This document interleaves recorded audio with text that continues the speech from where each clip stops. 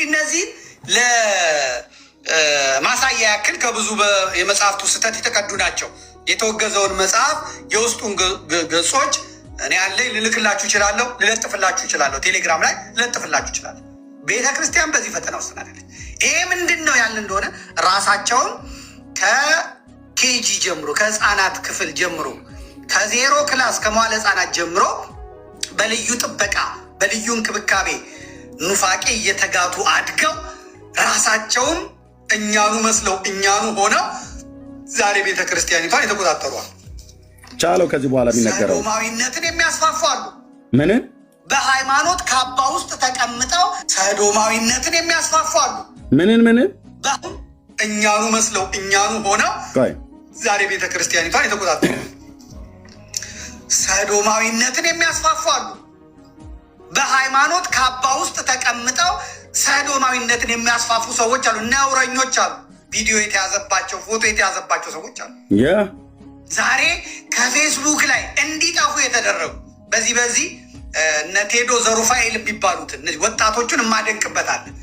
ጎትተው ይዘው ቪዲዮ ቀርጸው ወንድ ነህ ብለው ቼኑን እስከ ቤተ ክህነት ድረስ እንዴት የሚሄድ ያንን አጥንተው ይዘው ያስቀመጡት ዶክመንት አለ። የሚዘገንን ነው የምነግራቸው። ዛሬ ቲክቶከሮች ሆነው በዚህ ልምምድ ውስጥ ገብተው የሚሰሩ አሉ። ዛሬ በየፔኒሲዮኑ በየሆቴሉ የሚገቡ ከትላልቅ አባቶች ጀምሮ ከነኖራቸው ከነቆባቸው ምንም የማይመስላቸው ይሄ ምንድን ነው መስለው ገብተው ቤተክርስቲያኒቷን ሰው እንዲጠላት ማድረግ። እዛ አንድ መነኩሴ አንድ ቄስ አንድ ምናምን እዛ መጥቶ ይህን ጸያፍ ስራ ሲሰራ እዛ ውስጥ ያለው ማናጀር ኦርቶዶክሳዊ፣ እዛ አልጋ አንጣፊዋ ኦርቶዶክሳዊ፣ ሆቴል ውስጥ የሚሰሩት ኦርቶዶክሳዊ፣ ወጥ ቤት ውስጥ ያሉት ኦርቶዶክሳዊ፣ በሆቴል ውስጥ የሚጠቀሙት ኦርቶዶክሳውያን በሙሉ ሃይማኖታቸውን ይክዳሉ፣ ማተባቸውን ይበጥሳሉ። ሚሽኑም ይሄ ነው። ነውራችሁ ኦኬ። በራሳችሁ ልጆች ነው እንደዚህ የሚወራ። ጴንጤ ጋ እኛ ጋ የኢትዮጵያውያን ጴንጤ ጋ አምጣ ይሄንን እደግፋለሁ ብሎ ያለ ይሄንን እንደዚህ ያደርጋለሁ ብሎ ያለ ኦኬ፣ አምጣ፣ በመረጃ አምጣ። ያኔ እኛ ሳንናገር ስናልፍ አፋችሁን ያዙ። የህይወት ንጽህና ሳይኖራችሁ የሞራል ልዕልና ሳይኖራችሁ የእግዚአብሔርን ሕዝብ ለብዙ ዘመን ስትሰድቡ ነበር። ያሸማቀቃችሁ መስሏችሁ ማለት ነው። አሁን ግን አንድ እናገራለሁ ብለህ ስትል 3 እና 4 ተዘረግፍልሃለሁ በመረጃ በራሳችሁ መጽሐፍት ካሜራ እየከፈትኩ የማሳየው መጽሐፍ ኦኬ፣ ካሜራ እየከፈትኩ የማሰማህ ቪዲዮ አያንኑ ነውሩንም ብለካል ገልጥልሃለሁ። እዚህ ጋር አንዱ እጄ ላይ አለ፣ አንዱ ቪዲዮ እጄ ላይ አለ፣ ገልጥልሃለሁ። ስርዓት መያዝ አለባችሁ እኮ ነው ብለን በእውቀት ሞግት ያባት ነው። አውደ ምሕረት ላይ ቆሞ እዛ ህዝብ ፊት ሲዋሽ የሚኖር መምህር ነው። አሁን ከታች ሆኖ ጴንጤ ዘር ለመተካት ብሎ ከእናቶቻችሁ ጋር የግብረ ስጋ ላልጠፋ ሴት አንተ ነውረኛ ላልጠፋ ሴት ነው እኛ ጴንጤዎች ከእናቶቻችሁ ጋር የግብረ ስጋ ግንኙነት አድርጉ ብለን የምናስተምረው። ላልጠፋ ሴት አገሬ ኢትዮጵያ እኮ ምድሯ ለምለም ነው። ላልጠፋ ሴት ብራዘር ይሄ ቁጭ ብለህ ከአሮጊቶች ቡና ስትጠጣ የሰማኸው ነው። እና አሮጊቶች እንኳን ራሱ እንደዚህ የሚሉ አይመስለኝም። ያው መምህራኑ አብዛኞቻችሁ ከአሮጊቶች ያልተለየ ህይወት ስላላችሁ ማለት ነው። በስንት ጣዕማቸው እናቶች። ሁለተኛ እንዳይለመደ አንድ ነካለው ብለህ ስትል የንብ ቀፎ ነው የምትነካው። እዚህ በመረጃ ማለት ነው። የንብ ቀፎ ማለት በመረጃ እኔው ነኝ አውጥቼ የምዘረግፍልህ። ወንድሞቼም አሉ እዚህ። እስከ መቼ ድረስ ጥላቻችሁን እንኳን እስከ መቼ ድረስ አታዩ? ከቤተሰቦቻችሁ ጴንጤ ያልሆነ ጥቂቶች ናቸው ያሉት እዚህ ውስጥ።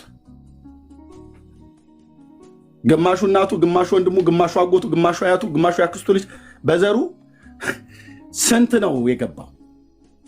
ህይወታችንን እንኳን አይታችሁ አትማሩ። ጫት ቤት አታገኘን፣ መጠጥ ቤት አታገኘን፣ ዝሙት ዳንኪራ ጋር አታገኘን። በእውነተኛ ህይወት የሚኖሩትም ማለት ነው። ይሄ አንዳንድ የሚልከሰከሱ ሰዎች ቢኖሩም የህይወት ድካም ነው። በዛም ቢሆን ማንንም እኛ ኦርቶዶክስንም እንደዛ ብለን አንከስም። ትኮነናለህ አልኩ። ጴንጤ ፊት ስትቀርብ፣ በእውነተኛ ጴንጤ ፊት ስትቀርቡ ኦርቶዶክሳውያን ትኮነናላችሁ። ከምንኖረው እውነተኛ ኑሮ የተነሳ ማለት ነው። እንዲህ አይነት ጥላቻ ተው። ወደ ዋና ጉዳይ ላይ መመለስ እንችላለን። ቴንክ ዩ። መቀጠል ትችላለህ።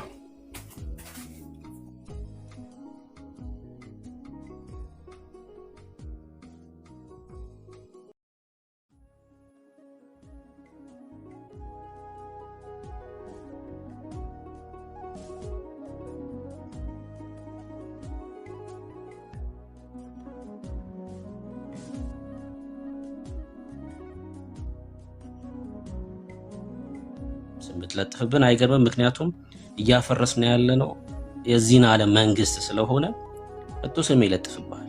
መንግስቱን እየነቀነቅ መቼም ዝም ሊል አይችልም ማለት ነው። ለዛ ነው። ተባረክ ይርምሻዬ። እሺ ፒት እንኳን ደህና መጣ። እሺ ሰላም። ከየት ቤተ እምነት ነህ? ኦርቶዶክስ ነኝ። ርዕሳችን እንግዲህ ኦርቶዶክስ ያልሆንበትን ምክንያት ጠይቁን የሚል ነው። ጥያቄያችንን ልትመልስ ትችላለህ?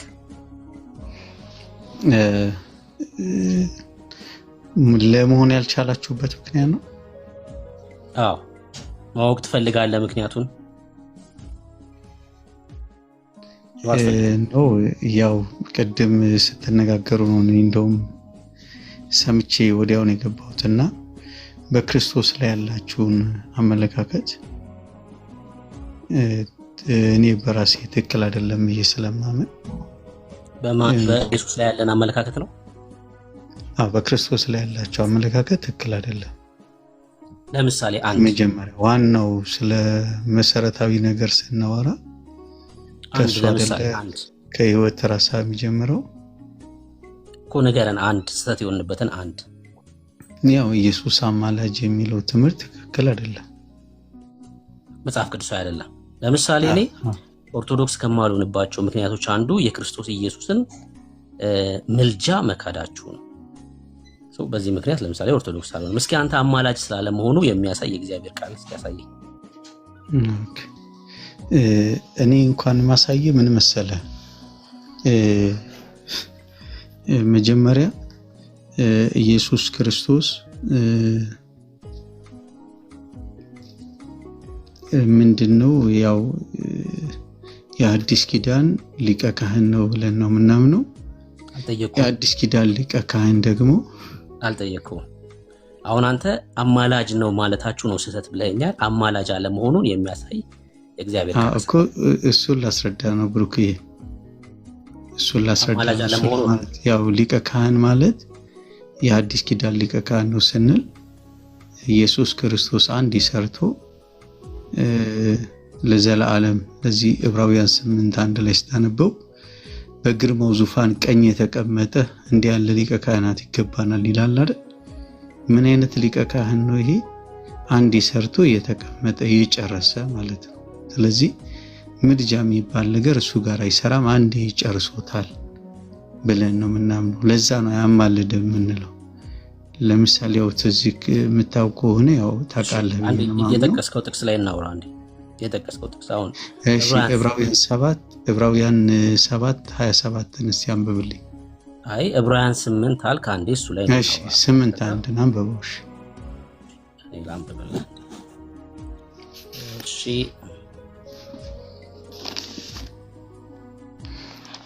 ያው ተያያዥነት ስላለው ብዬ ነው አስረድቶ ምን ይላል? በግርማው ዙፋን ቀኝ። እሺ አንዴ ላንብበው አውቃለሁ። ላንብበውና ከዛ እየተጠያየቅን ከዛ ታብራራለህ። ከተናገርነው ዋና ነገሩ ይህ ነው። በሰማያት በግርማው ዙፋን ቀኝ የተቀመጠ እንዲህ ያለ ሊቀ ካህናት አለ። እርሱም የመቅደስና የእውነተኛይቱ ድንኳን አገልጋይ ነው። እርሷም በሰው ሳይሆን በጌታ የተተከለች ናት ይላል። ይህ በግርማው ዙፋን ቀኝ ያለው እውነተኛው ሊቀ ካህን ከተናገርነው ነገር ዋናው ይህ ነው ብሎ የነገረን የዕብራውያን ጸሐፊ አሁን ምንድነው አለን? እርሱ የመቅደስና የእውነተኛይቱ ድንኳን አገልጋይ ነው። አገልግሎቱ እርሷም በሰው ሳይሆን በጌታ የተተከለች ናት። አገልግሎቱ ምንድነው? አሁን በሰው ባልተተከለችው እውነተኛ በሆነችው ድንኳን አገልጋይ ነው ይላል። ምንድነው አገልጋይ? ሰላም እንዴት ናችሁ? የተከበራችሁ የዩቲዩብ ቻናል ቤተሰቦች ዛሬ ለጊዜያችን ሂስትሪ ቻፕተር 4 ለማየት እንሞክራለን ማለት ነው። ይኸው ሚውት አድርጌያለሁ። አጥፋው ዩቲዩብን እና ከዛ አንሚውት አድርገህ ቀጥል።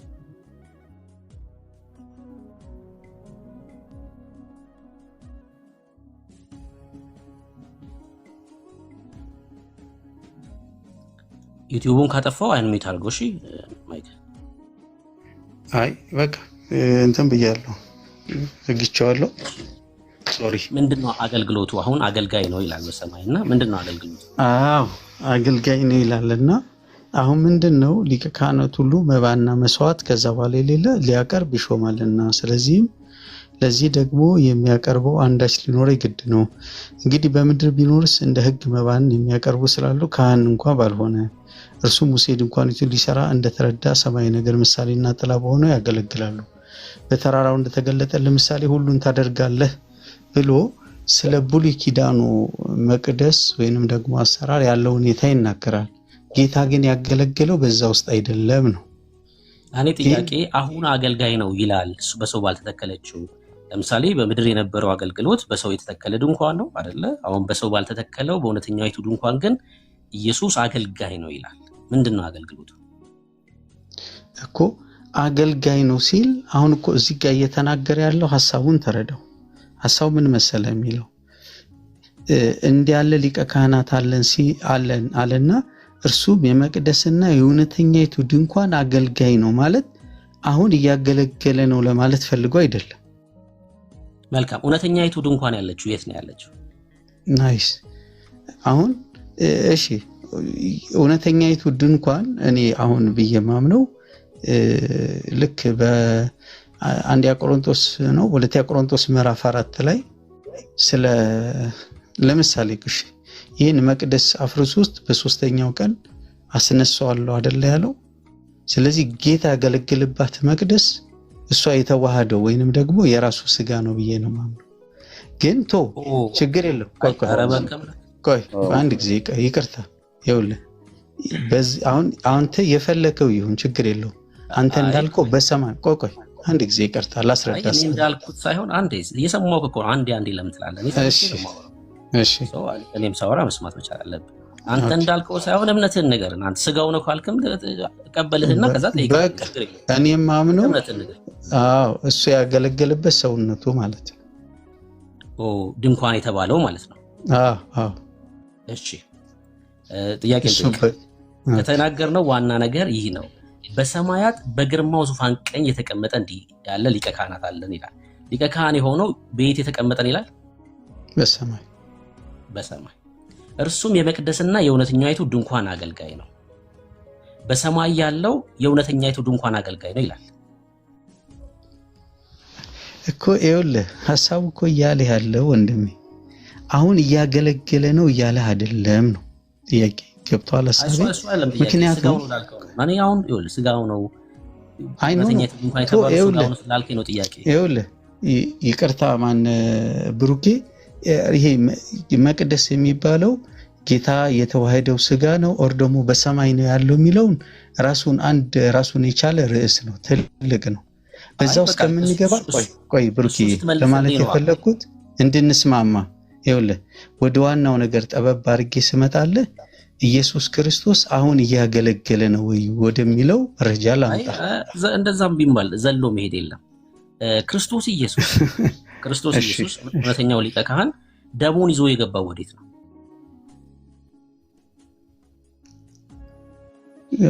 ይኸውልህ ደሙን ይዞ የገባው ወዴት ነው? ኢየሱስ ገባ ማለት አገለገለ ማለት ነው። ለምሳሌ ደሙን ይዞ የገባው ነው ጥያቄ። እኔ አሁን ገባ ማለት ምንድነው አይደለም ወዴት ነው ጥያቄ። ወዴት ነው ገባ ማለት አገለገለ ማለት ነው ትርጉሙ። ወዴት ነው የገባው ነው? እሺ መረጃ ልስጥህ። አሁን ገባ ማለት አገለገለ ማለት እንደሆነ መረጃ ልስጥህ። አንድ ጥቅሱን ላንብብልህ። ክርስቶስ በእጅ ወደ ተሰራች የእውነተኛይቱ ምሳሌ ወደምትሆን ቅድስት አልገባምና ነገር ግን በእግዚአብሔር ፊት ስለኛ አሁን ይታይ ዘንድ ወደ እርሷ ወደ ሰማይ ገባ ይላል። ሰማይ ወደ ሰማይ ገባ ይላል እዚህ ጋር የትኛው እውነተኛ ወደ ሆነችው ድንኳን ማለት ነው። አሁን እዚህ ጋር ገባ ሲል ወዴት ነው የገባው? ወደ ስጋው ነው ደሙን ይዞ የገባው።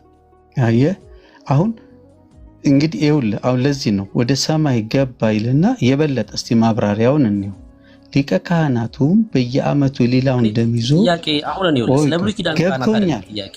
ቆይ እኮ እሱን ላስረዳህ ነው እኮ የጠየቀኝን ልመልስልህ።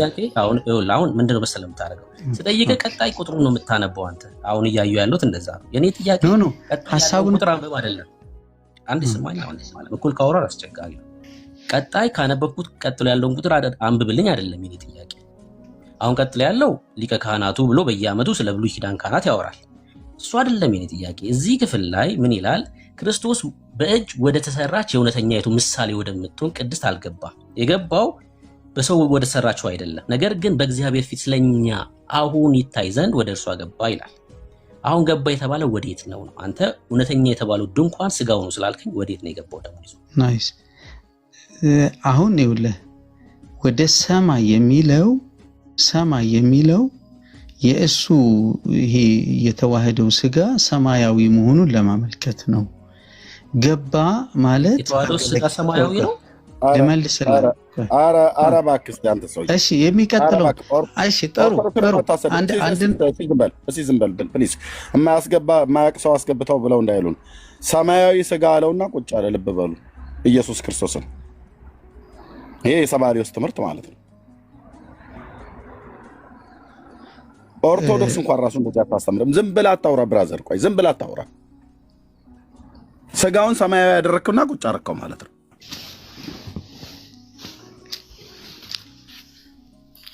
አሁን የኦንሊ ጂሰስ እምነት ተከታይ ነው። እሺ ይሁን ወንድሜ። አሁን ወደ ዋናው ነገር ግን እንምጣ። ወደ ዋናው ነገር ወደምንስማማበት ነው። ቆይ ምን መሰለህ ኦርቶዶክስ ነኝ ብለህ ስለገባክ እኛ ስናወራው አንድ ኦርቶዶክሳዊ ያወራን ስለሆነ እንደዛ ስለሆነ ከተቻሉትም ሰዎች የሚሰሙን እምነትህን በደንብ እንወቀው። አይ ነው ኢየሱስ እኔ ኦርቶዶክስ ነኝ ብሩክ አንተ አይደለም ሊድ መጣ በቃ ኦርቶዶክስ ነው ብለን ምናምነው ከእምነት ተነስተን ነው። ኦኬ የኦርቶዶክስን ትምህርት ስለምናቅ ማለት ነው። የክርስቶስ ኢየሱስ ስጋ ሰማያዊ ነው ወይስ አይደለም? ከሰማይ የመጣ ነው ወይስ አይደለም? ኦኬ ኖ ይሄ ስጋው ምድራዊ ብቻ አይደለም ለለ ነው። እሱማ የተገኘው ከምድር ነው። ምክንያቱም ለምሳሌ እንደዚህ ብቻ አይደለም ማለት ምን ማለት ነው? ምን ማለት ነው? ከሰማይ ነው ስትል ምን እያልክ ነው? ናይስ ስጋው ከሰማይ ነው ስትል ምን እያልክ ነው? አዎ ለምሳሌ እዚህ ዮሐንስ ወንጌል ምዕራፍ 6 ላይ አባቶቻችሁ በሉ ሞቱ፣ እኔ ግን የምሰጣችሁ እንጀራ እኔ የጠየቁ ስጋው ሰማያዊ ነው ስትል ከየት የመጣ ስጋ ነው እያልክ ነው? ዮሐንስ 6 ላይ አይ ከምድር ነው። ትክክል ነው፣ ከምድር ነው። ምንም ጥያቄ የለው። ከድንግል ማርያም የወጣ ስጋ ነው። ቅድም የተናገርከው ተሳስቻለሁ ማለት አለበት አይደለም? እኔ ተሳስተን ያስቆምንህ ኦርቶዶክስ ራሱ እንኳን እንደዛ አትልም። እኛ ህሊና ስላለን ቤተክርስቲያኒቱ በነገረ ስጋዊ ላይ ያላትን ትምህርት እናውቃለን። የቤተክርስቲያኒቱ አገልጋዮች ስለነበርን ማለት ነው። ስለዚህ ያላለችውን አትበል። አንተ ሰማያዊ ነው ብለህ ያልከውን የክርስቶስ ስጋ ሰማያዊ ነው ብለህናል። እዚሁ ነው ያልከው። ይቅርታ ጠይቀሃል፣ እለፍ። ዳሰንሳን ያንደበስታት ማለት ነው። ይሄርሚ አይ አይደለም፣ ተሳስቼ አይደለም። በግድ ይቅርታ በል ሳይሆን ይኸውልህ እኔም አገልጋይ ነኝ። ስለዚህ እንዲህ ማለት አልፈልግም። ስጋው ሰማያዊ ነው ታዲያ ለምንድን ነው ያልከው? ኦኬ ምን ለማለት አስቤ መሰለህ ኤርሚ፣ እኔ ለማለት የፈለግኩት ይሄ የክርስቶስ የተዋህደው ስጋ ከመለኮት ከእግዚአብሔር የተነሳ ምድራዊ ብቻ አይደለም። ምክንያቱም ህይወትን የሚሰጥ የሚባለው ስጋው ሰማያዊ ነው የሚል አለ። አይ ሰማይ የሚለውን ነው ያየሁት። እርሷ ወደ ሰማይ ነው የሚላል ወይ? ስጋው ሰማያዊ ነው ብለህ ስላልከን ስለ ክርስቶስ ስጋው ሰማያዊ ነው ብሎ የሚላል ይሄ ጥቅስ ነው እኮ። አሁን እኔ ይኸውልህ የተማርኩትም ማስተምረውም ወደ ሰማይ ገባ ሲል ሰማይ ምን ለማለት ነው? ምክንያቱም ማን ነው እንደዚህ ብለው የተረጎመ? የአንድምታ ትርጓሜ የዕብራውያን የአንድምታ ትርጓሜ አለ። የምዕራፍ 8 የቤተክርስቲያን አገልጋይ ነው ብላ ግዕዝ ታውቃለህ? በተወሰነ ደረጃ አውቃለሁ። ምንድነው ብሎ የሚለው የዕብራውያን 8:1 ታዲያ ምንድነው ብሎ የሚለው? ዘይቀውም ሎሙ ለቅዱሳን ይላል አይደል? ሊቀ ካህናት ዘይቀውም ሎሙ ለቅዱሳን ይላል አይደል? ምን ይላል? ዘይቀውም ሎሙ ለቅዱሳን ይላል። ሊቀ ካህናት ዘይቀውም ሎሙ ለቅዱሳን በደብተራ ስም ተእግዚአብሔር ተከላ ይላል። ውእቱ ኢየሱስ ክርስቶስ ይላል ግዕዙ ማለት ነው። በዚህ ውስጥ ዘይቀውም ሎሙ ለቅዱሳን ይላል። ምን ማለቱ ነው? በምን ውስጥ ነው እንደዛ የሚለው? ምን ላይ ነው የሚለው? ዕብራውያን 8:1 ዘይቀውም ከተናገርነው ዋና ነገር ይሄ ነው እኮ የሚለው በሰማያት ግዕዙን ነው እያልኩ ያለሁት። አማርኛውማ ከተናገርነው ዋና ነገር ይሄ ነው፣ በሰማያት በግርማው ዙፋን ቀኝ የተቀመጠ እንዲህ አይነት ሊቀ ካህን አለን ይላል። ይህንኑ በግዕዙ ላይ ሊቀ ካህናት ዘይቀውም ሎሙ ለቅዱሳን ይላል። ቁጥሩ 2 ላይ ያለው ማለት ነው። ይኸውልህ እሺ፣ አንደኛ ምኑ ነው ሐሳብህን ነው ሐሳቤ ምንድን ነው? ዕብራውያን 8 አንተ የጠቀስከው ነው በግዕዙ ስላልኩት ነው ኖ ያልከኝ ወይስ ሐሳብህ ለኔ ግልጽ አይደለም ነው? ሐሳቤ ግልጽ እንዲሆንልህ ወንድምነት ምን ብሎ ጠየቀህ? ኢየሱስ በሰማያዊቱ መቅደስ ውስጥ እንደውም በዕብራውያን 10 ላይ ለዚህ ፍጥረት ባልሆነች ድንኳን የዘላለም ቤዛነትን አግኝቶ ገባ ይላል። በገዛ ደሙ ወደ ቅድስት ገባ እንጂ በፍየሎች ወይ በጥጆች በኮርማዎች ደም አይደለም ይላል። ለዚህ ፍጥረት ባልሆነች ድንኳን ነው ብሎ የሚለው ይሄ ለዚህ ፍጥረት ባልሆነች ድንኳን፣ የምድራዊቷ ድንኳን አለች፣ ሰማይቷ ድንኳን አለች። የምድራዊቷ ኢየሩሳሌም አለች፣ ሰማይቷ ኢየሩሳሌም አለች። የምድራዊቷ ጽዮን አለች፣ ሰማይቷ ጽዮን ተብሎ እንደዚህ ተጠርቷል።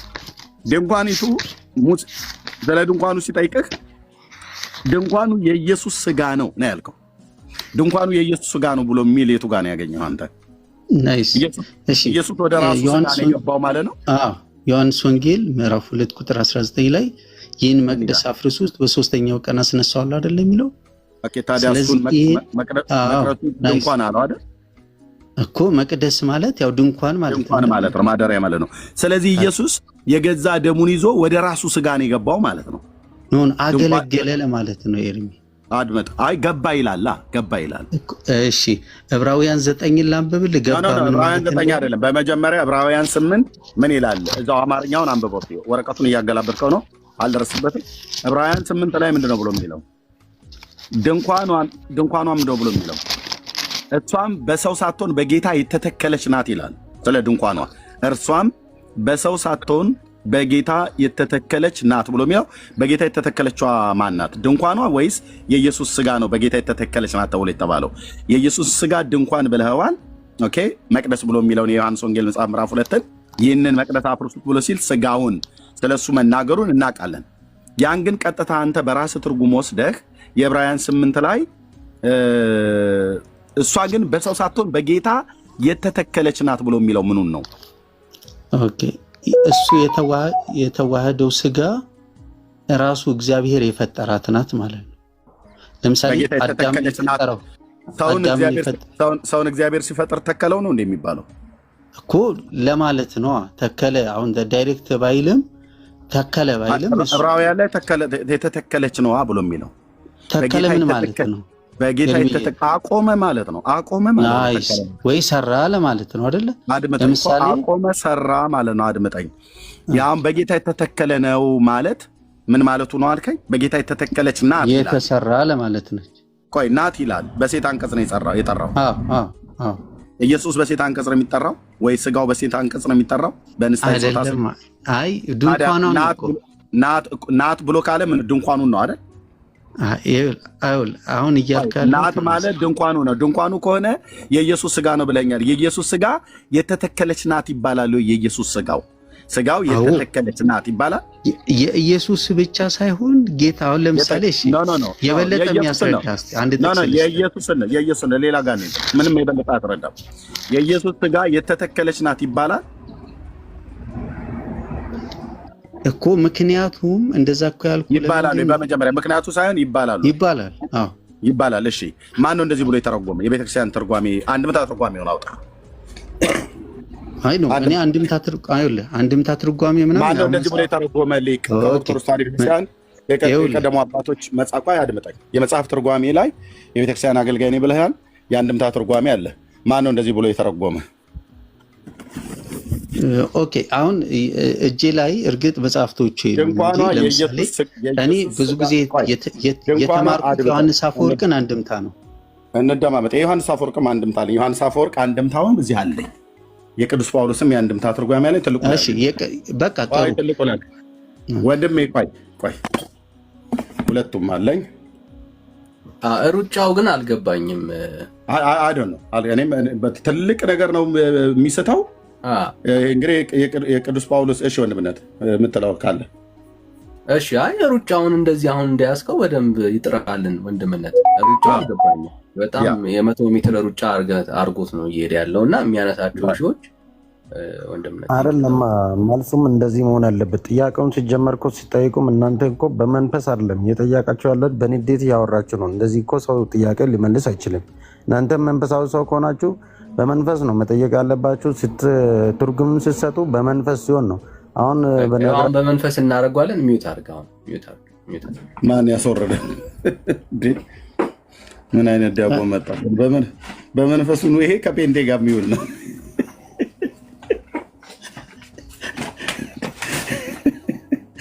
እሺ ጥሩ ነው። የትኛው መንፈስ እንደሆነ ለይልን እንጂ እኛ ደስ ይለናል። እሺ የቅዱስ ጳውሎስ የአንድምታ ትርጓሜ ዕብራውያን 8ን ወይ ደግሞ ኤርሚ የማን አንድምታ ነው? የዮሐንስ አፈወርቅ የቅዱስ ጳውሎስ የዮሐንስ አፈወርቅ ማን የጻፈው? ማን እንደ ኢትዮጵያ ኦርቶዶክስ ታሪክ ሊቃውንት አንድምታ ነው። እኔ አንድምታውን እኮ አይደለም ያልኩ ንባብና ትርጉም አንተ የተረጎምከውን ዕብራውያን 8ን እንደዛ ብለው ተርጉመውታል ወይ? እንሄዳለን። እኔ ያልኩ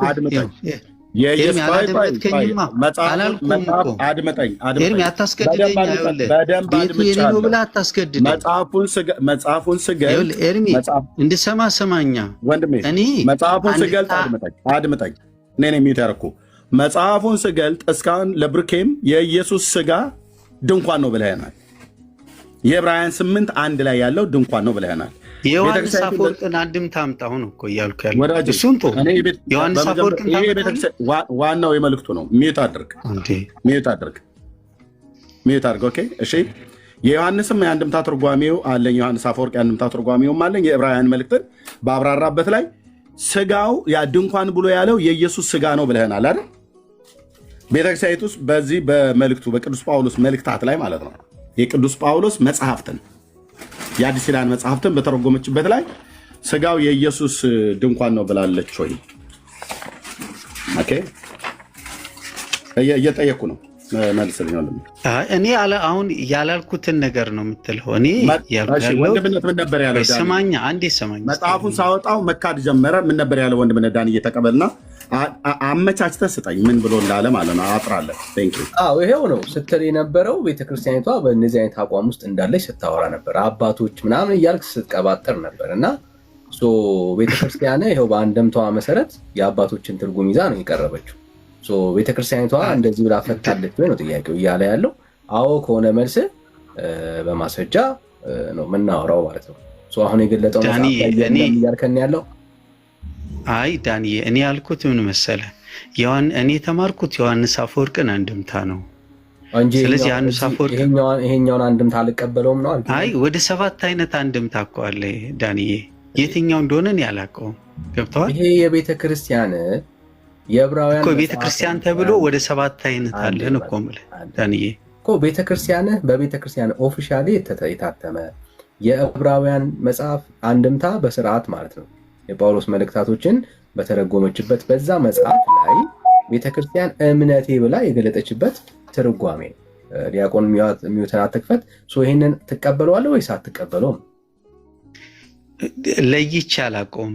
የተለያየ አይነት አንድምታ አለ ብያለሁ። እንዳየ አንድምታው እንደየትርጓሜው ይለያያል ማለት ነው።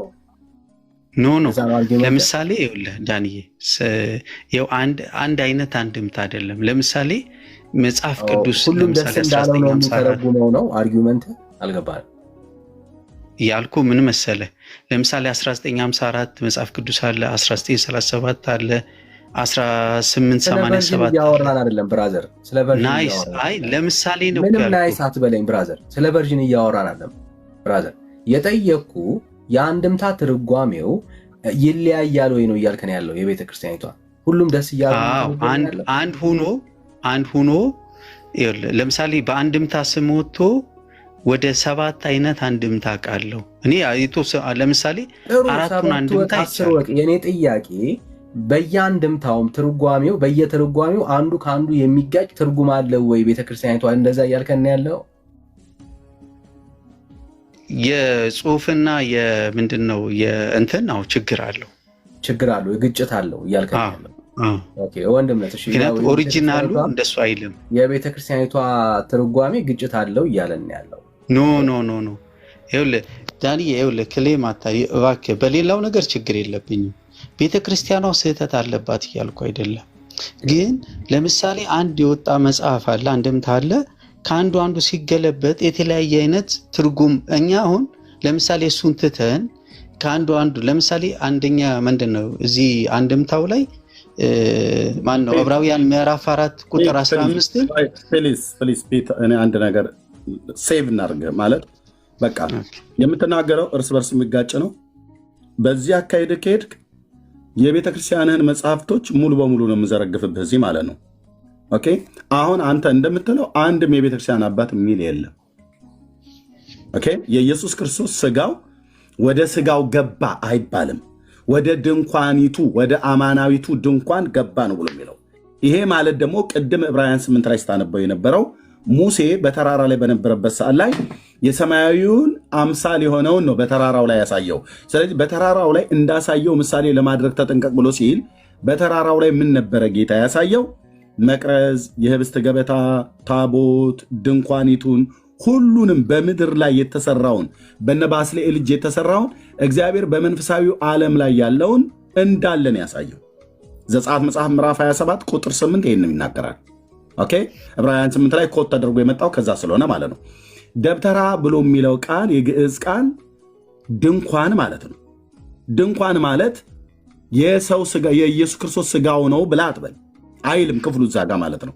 ደግሞ ለቅዱሳን የሚቆምላቸው በዛች ድንኳን ውስጥ የዘላለም ቤዛነትን አግኝቶ አሁን በዛች ድንኳን ውስጥ በደብተራ ኦሪት ማለት ነው በሰማይቷ ባለችው ምድራዊቷ አይደለም ያቺ አማናይቷ ድንኳን የምትባለው በዛች በአማናይቷ ድንኳን ውስጥ የሚቆምላቸው ይላል የግዕዙ ዘይቀውም ሎሙ ለቅዱሳን ነው ብሎ የሚለው ምን ሊያደርግ ነው የሚቆመው? ኦኬ ይሄኛው በአማርኛው ላይ የሚቀመጥ ብሏል። የሚቀመጥ የሚሆን የሚቆም ብለው ቢል በሊቀ ክህነቱ አገልግሎት ውስጥ የብሉይ ኪዳንን የአገልግሎት ስርዓት የምታውቅ ከሆነ ሊቀ ካህኑ በእግዚአብሔር ፊት ይቆማል፣ እስራኤልን በሙሉ ይዞ ማለት ነው።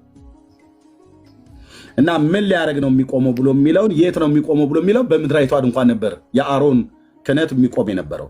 የኢየሱስ ግን በምድራዊቷ ድንኳን አልገባም። ለዚህ ነው በዕብራውያን እዚሁ ምዕራፍ 10 ላይ ለዚህ ፍጥረት ባልሆነች ድንኳን የዘላለም ቤዛነትን አግኝቶ በገዛ ደሙ ወደ ቅድስት ገባ ይላል። ድንኳኒቱ ለዚህ ፍጥረት ያልሆነች ድንኳን ናት። ለዚህ ፍጥረት የሆነችዋ ድንኳን ደብተራ ኦሪት ከግብፅ ምድር ከወጡ በኋላ ወደ ሲና ምድረ በዳ ከመጡ በኋላ ከ3ኛ ወር ጀምሮ እስከ ዘመነ ዳዊት ድረስ ነበረቻች ድንኳን ማለት ነው። ስለዚህ አሁን አንተ የኢየሱስን ስጋ ዮሐንስ ወንጌል መጽሐፍ ምዕራፍ 2 ላይ መቅደስ ብሎታል ብለህ ያንን ድንኳን ነው ብሎ የሚለው። ስለዚህ ኢየሱስ የገባው ወደ ራሱ ስጋ ነው ያልከን።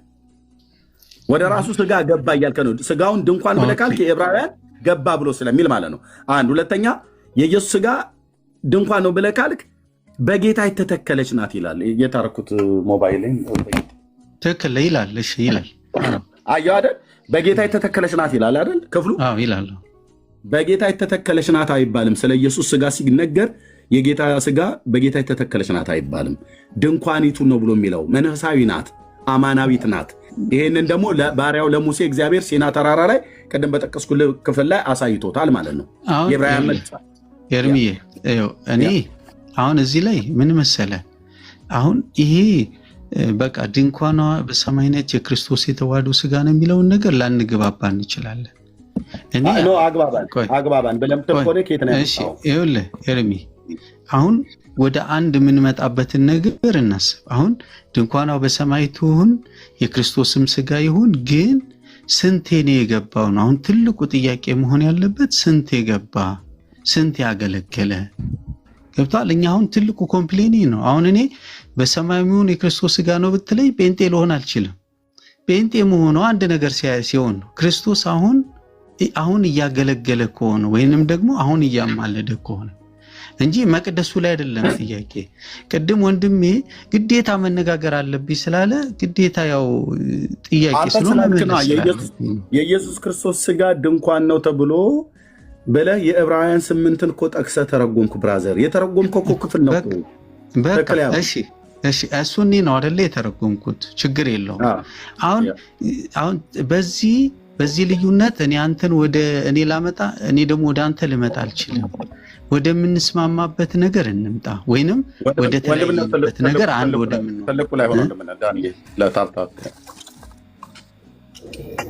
ስለዚህ ኤርሚ ዋናው ሐሳቤ እኔ ምንድነው ገባ የሚለው አሁን ከፕሮቴስታንቶች ጋር ኦርቶዶክስ በተለይ ልዩነት ያለው ምንድነው የገባው አንዴ ነው፣ 2-3 አልገባም ወይንም ደግሞ አያማልድም።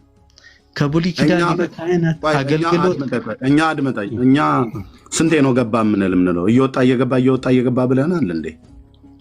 አንዴ ነው የገባው ብለን ብለው መጽሐፉ ራሱ አንዴ ገባ እኮ ነው የሚለው። አንዴ ገባ መጽሐፍ። እኛ ምን ይሄን የምንለው እኛ ወጣ ገባ ይገባል ይወጣል ይገባል ይወጣል በየጊዜው ይወጣል ይገባል በየጊዜው ይወጣል ይገባል አላልንም።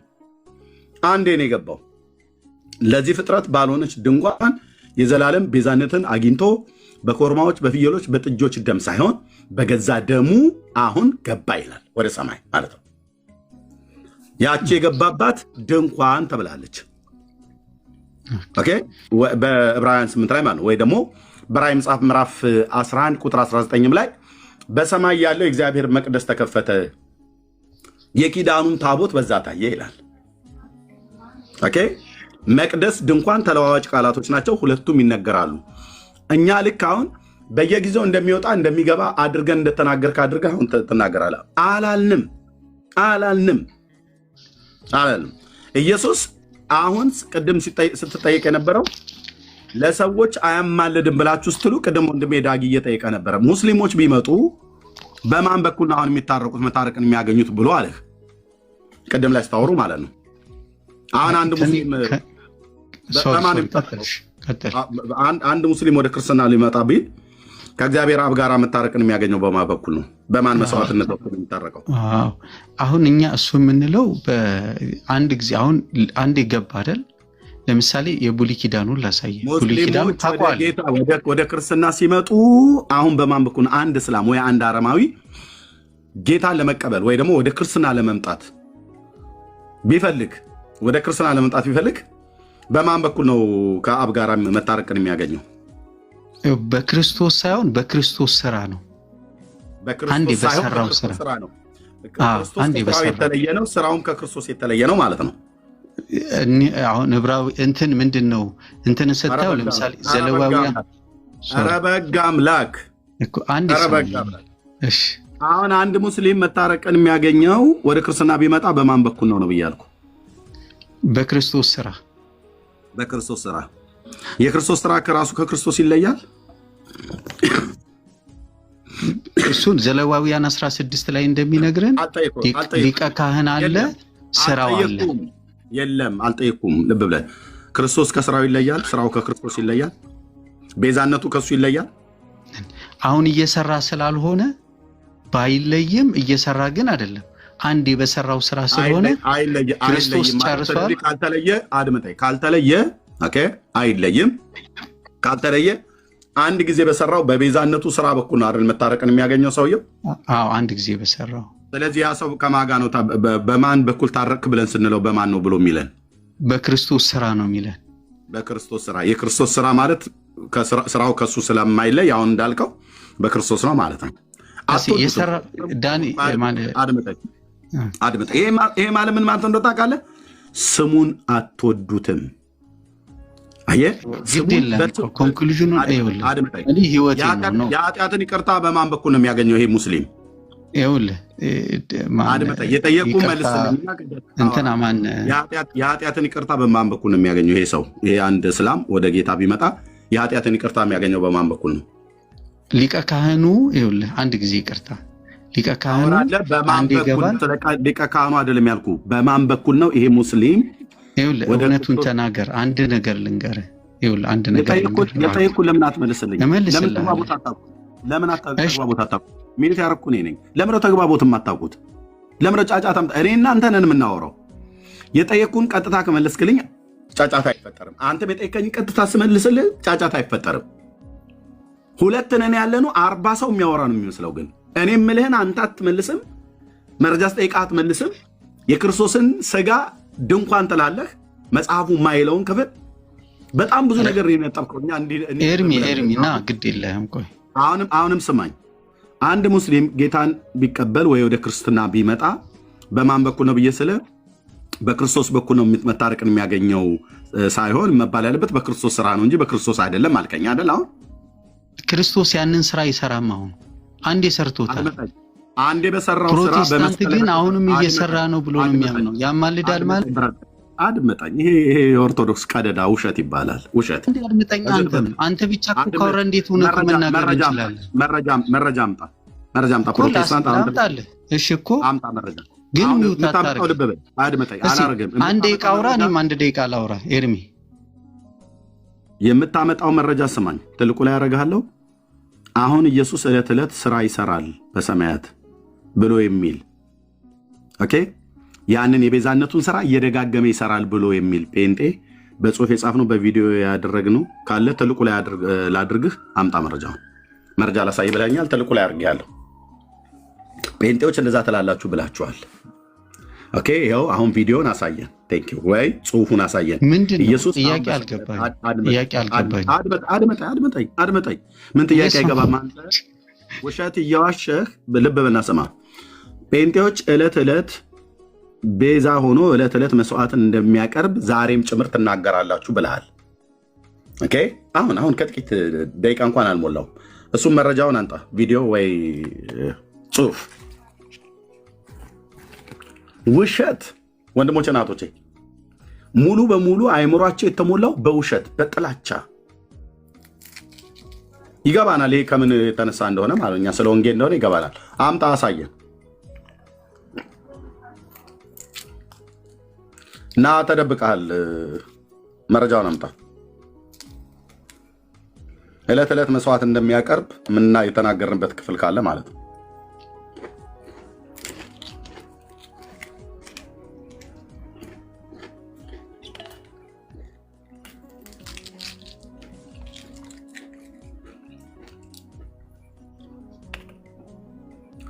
የተናገረው ነገር እሱም የተናገረው ነገር ብሩኬ ይቀጥል።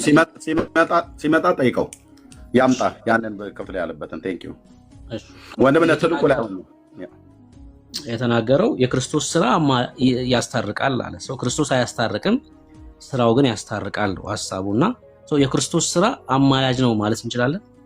እንደዛ እያለን ያለው የክርስቶስ ስራ አማላጅ ነው እያለን ያለው እና አማላጅ ካላችሁ ደግሞ አሁንም ስቲል እየሰራ ነው ያለው ክርስቶስ እያላችሁ ስለሆነ የሚል ሐሳብ ደግሞ ሞግት አንስቷል። ያ ማለት ስራው ራሱ አሁን ብቻውን እየሰራ ነው ያለው እያልከን ነው። እሺ አሁን ትላላችሁ ላልከው ማስረጃ ኤርሚ ለጠየቅ አሳየንና ከዛ ወደ ውይይቱ እንመለሳለን። ፒት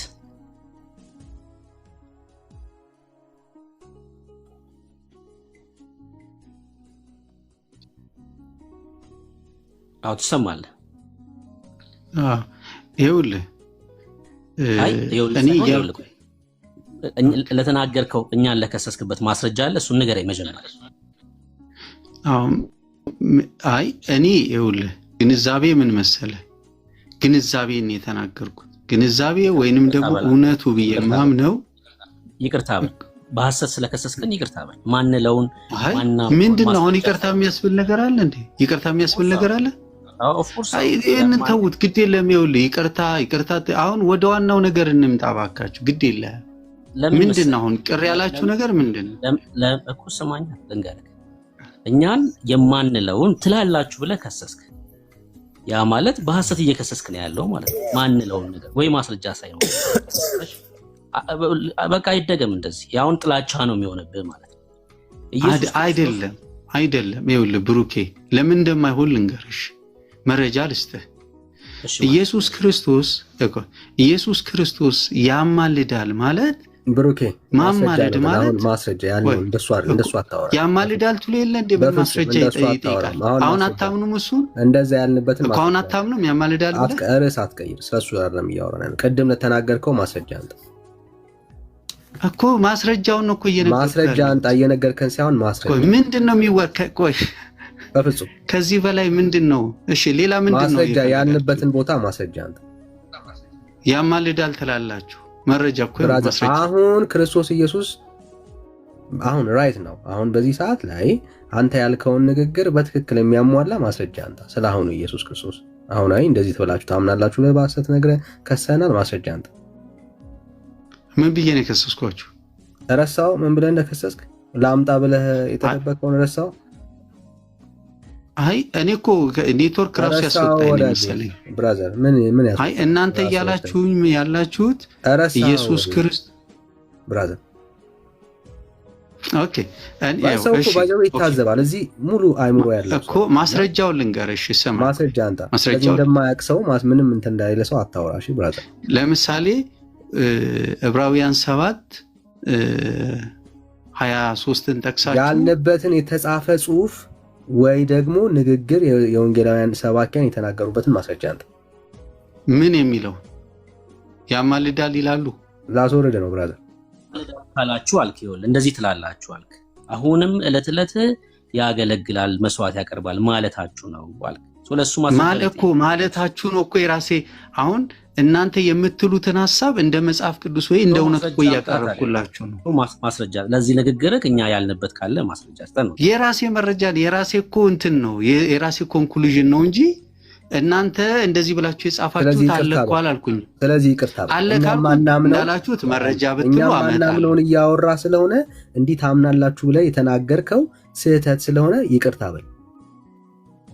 አይ እኔ ይቅርታ አልልም። እናንተ እንደዚህ ታምናላችሁ ይሄ መብቴ።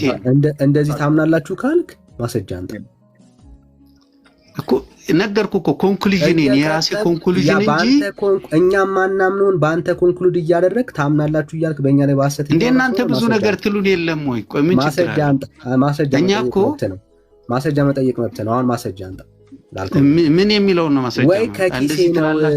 ወይ ከኪሴ የራሴ ኮንክሉዥን ነው እሱ። አየህ ሁለተኛ ተሳስተ በአንተ ኮንክሉዥን በአንተ ከረጢት ውስጥ የወንጌል አማኞችን እንዳታስገባ።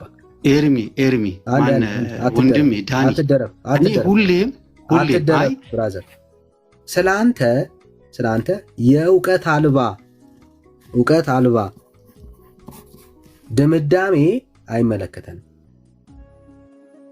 ከኪስህ እያነሳችሁ የወንጌል አማኞች የማያምኑትን እምነት በሆነ ካታጎሪ ውስጥ እያስገባ ወንጌል አማኞች እንዲህ ነው የሚያምኑት እንዳትሉ። ሁለተኛ ተሳስተ እዚህ በመረጃ የምታወራበት ቤት ነው የገባው።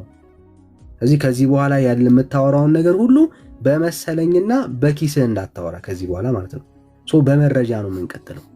ከሌለ የለኝም ብለህ ከእኔ ይመስለኛል እንደዚህ ታምኑ ይሆን ብለህ እርግጠኛ ያልሆንከው ነገር ወይኛን ጠይቀን እዚህ ያለ ነው ልንመልስልህ ነው።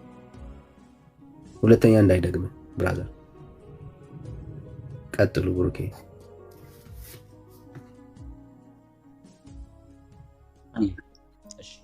ተባረክ።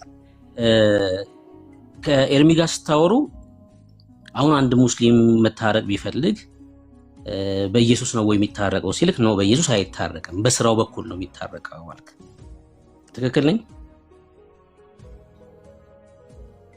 ትክክል ነው ወንድሜ። ኢየሱስ አማላጅ ነው? በፍጹም ሊሆን አይችልም። የኢየሱስ ስራው አማላጅ ነው? በስራው በኩል አይ አሁን የማስታረቅን ስራ ይሰራል። ምኑ አንደኛ የጸለየው ጸሎት፣ ሁለተኛ ደሙ ስላፈሰሰ ምን አልከኝ? ጥያቄ አሁን በዚህ ሰዓት የኢየሱስ ስራ አማላጅ ነው ወይስ አይደለም?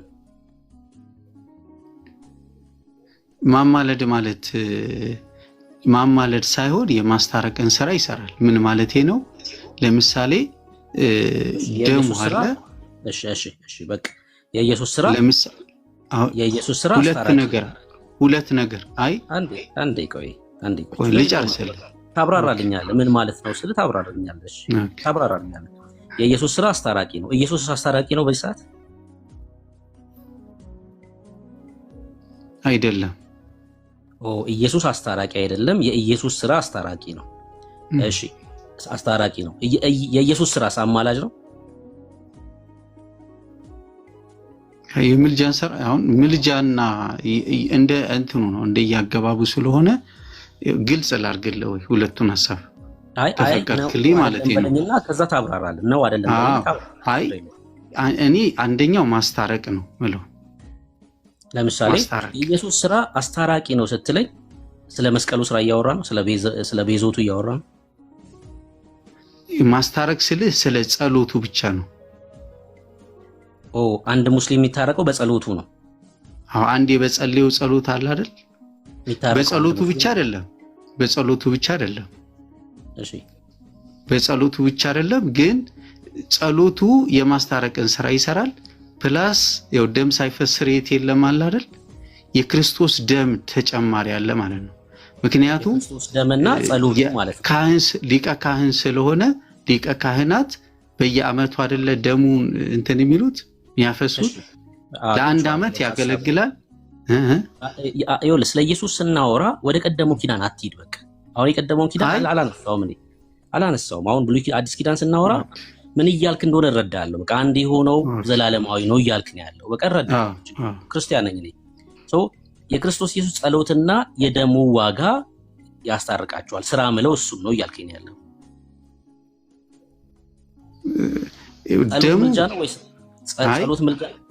ጸሎቱ የማስታረቅ ስራ ነው። ምክንያቱም አንዴ ጸልየዋል። ጸሎት ምልጃ ነው ወይስ አይደለም? ቆይ አንድ ግልጽ ላድርግልህ፣ ምናልባት እንትን ካላልኩኝ አሁን ስለቸገረኝ ነው እንዲህ ማለት ግልጽ ነው። በቃ እኔ ግልጽ ነው ይመልስልኝ። ይኸውልህ ግድ የለም አንዴ እሺ ብሩኬ አንዴ ጥያቄን ብቻ መልስልኝ። ግልጽ ነው የመለስከው፣ ግልጽ ስለሆነ ጥያቄን ብቻ መልስልኝ። እኔ ግን የገባህ ምናልባት እየተረዳኸኝም ላልተረዳኝም ይችላል ብዬ ስለፈራሁ ተረድቻለሁ እያልኩ አልተረዳኝም። በቃ ገብቶኛል መልስክ። አሁን ጥያቄ ላይ ብቻ ትኩረት አድርግ። ጸሎት ምልጃ ነው ወይስ አይደለም? ጸሎቱ ማስታረቅ አንዴ ማስታረቅ ስራ ነው የሚሰራው። እኔ ጥያቄ ጸሎት ምልጃ ነው ወይስ አይደለም? ጥያቄ ጸሎት ማድረግ ፕሮሰስ ነው። አሁን ማድረግ ማለት ነው ፕሮሰስ አለው። ጸሎት ምልጃ ነው ወይስ ተብሎ ይፈታል ወይስ አይፈታም ነው ጥያቄ። ጸሎት ምልጃ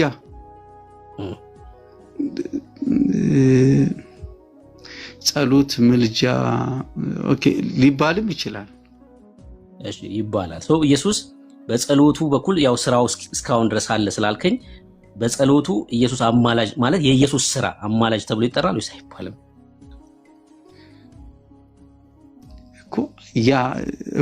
ያ በዛ በሰራው ስራ ወይንም ደግሞ አንዴ በጸለየው ጸሎት ያ ስለማይደግመው ያ ጸሎት ያው ስለሆነ አሁንም በክርስቶስ የሚያምኑ ሰዎች ሲመጡ በዛ በስራው በጸሎቱ በኩል ወደ አብ መግባት ጉልበት አላቸው፣ ድፍረት አላቸው። የኢየሱስ ስራ ምልጃ ተብሎ ይጠራል አይባልም? ጸሎትም አብሮ ስላለው ማለት ነው። ጥያቄ እሱ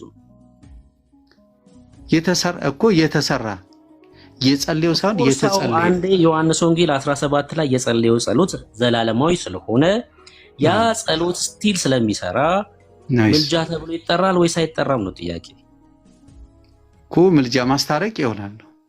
ምልጃ ግን ያለቀ ምልጃ ይባላል። እሺ አይ እንትን እንዳልል ነው። እሺ ይባላል። እሺ እኔ እንትን እንዳልል የኢየሱስ ክርስቶስ ስራ አሁን አማላጅ ነው ማለት ነው።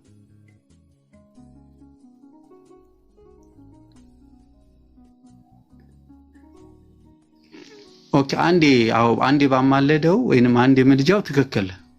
እሺ ኢየሱስ አማላጅ ነው? አይደለም። የኢየሱስ ስራ አማላጅ ነው የሚል ከእግዚአብሔር ቃል ያሳየን። በቃ እሱን ላሳየው። ስራው ከኢየሱስ ተነጥሎ ስራው ያማልዳል። ኖ በስራው መግባት ድፍረት አለን ነው። አንተን እኮ አይ እኔ ጥያቄ አይደለም እሱ። ይኸውልህ በክርስቶስ ስራማ እንደገባን እኔ አምናለሁ። የኔ ጥያቄ የኢየሱስ ስራ ከኢየሱስ ተነጥሎ አማላጅ የተባለበት የእግዚአብሔር ቃል ካለ ስራ ስለሚል አንድ የሰራው ስራ ስላለ እሱን ላሳየ።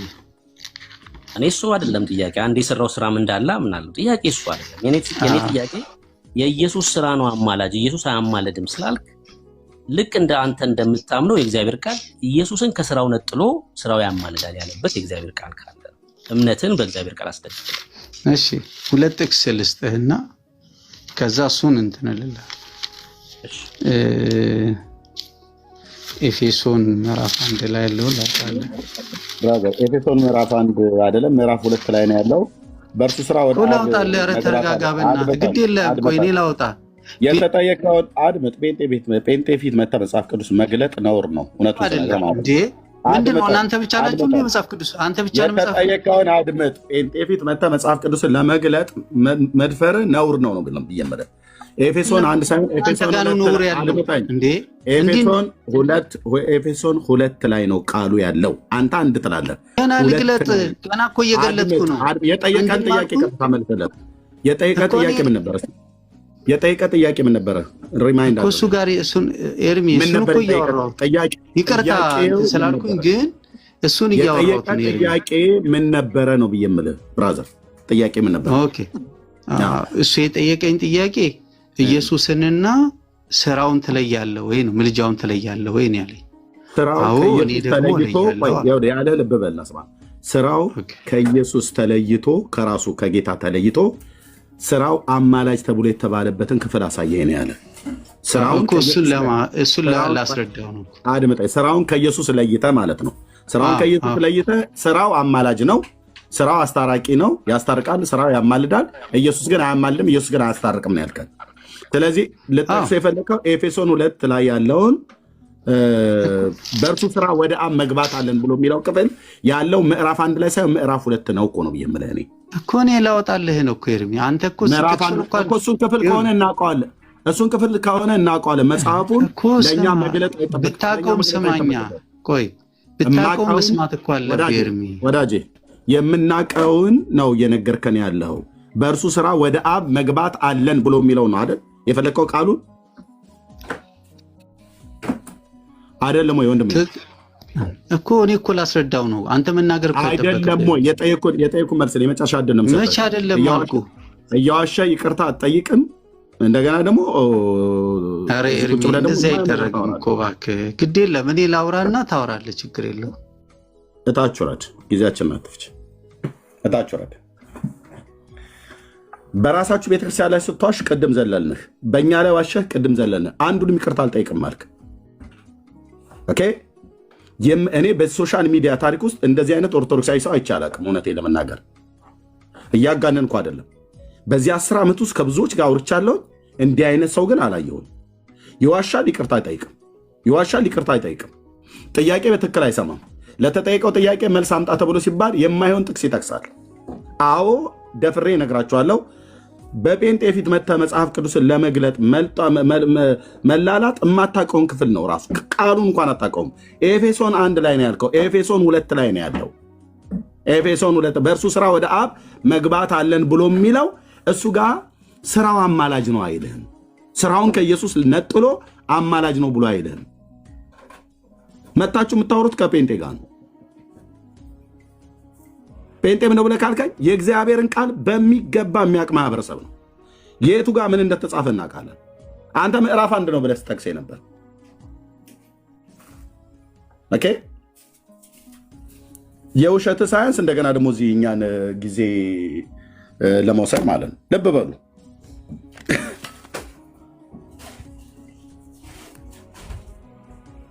የተጠየቀውን ጥያቄ እንኳን በአግባብ የማይመልስ ሰው ማለት ነው። ምን አገኘ? ገና ቅድም ጀምሮ አሁን ሲዋሽ ነበር እዚህ።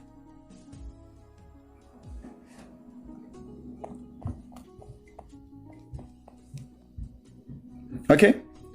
ኤፌሶን 1 አለን። ኤፌሶን 2 ቁጥር 18 ላይ ነው ያለው። በእርሱ ስራ ሁላችን ወደ አብ መግባት አለን አለ እንጂ ስራው ከኢየሱስ ተነጥሎ አማላጅ ነው አይልም ይሄ ቃል። አዎ ደፍሬ እነግራቸዋለሁ። ኦርቶዶክሳውያን ጴንጤ ፊት መጥተህ ስለ መጽሐፍ ቅዱስ ለማውራት መሞከርህ ድፍረት ነው። ለምን? እናንተ እንደማታነቡ ይታወቃል። መምህራኖቻችሁም አንብቡ ብለው መጽሐፍ ቅዱስን በአግባቡ እንደማይመክሯችሁ፣ የመጽሐፍ ቅዱስ ጥናት የላችሁ፣ የመጽሐፍ ቅዱስ በግል ማንበብ የላችሁ። ይሄ ማህበረሰብ ደግሞ የኔ ወገን ማለት ነው ጴንጤው በግሉ ያነባል። በቤተ ክርስቲያን ጥናት አለ፣ በቸርቻችን በእያንዳንዱ ቀን ስንሄድ ይህኑ ነው ደጋግመው እየወቀሩ የሚያስተምሩን የእግዚአብሔርን ቃል ማለት ነው። እንደናንተ ዛሬ የዓመቷ እንትና ነች የወሩ እንትና ነው እየተባለ ያልሆነ የሰው ስርዓት ስንማር አንውልም። ስለዚህ የቱ ጋር የአምላካችን ቃል የቱ ጋር በየትኛው ምዕራፍ የትኛው ቁጥር ላይ ምን እንደሚል በሚገባ እናውቃለን። ናና ገባና ቼክ አድርገኝ ከኔ ጋር ከፈለክ ማለት ነው አይልም። ኢየሱስን ከስራው ነጥሎ ስራውን ከኢየሱስ ነጥሎ ስራው አማላጅ ነው፣ ኢየሱስ ግን አማላጅ አይደለም። ስራው አስታራቂ ነው፣ ኢየሱስ ግን አስታራቂ አይደለም አይልም። የእግዚአብሔር ቃል አይልም።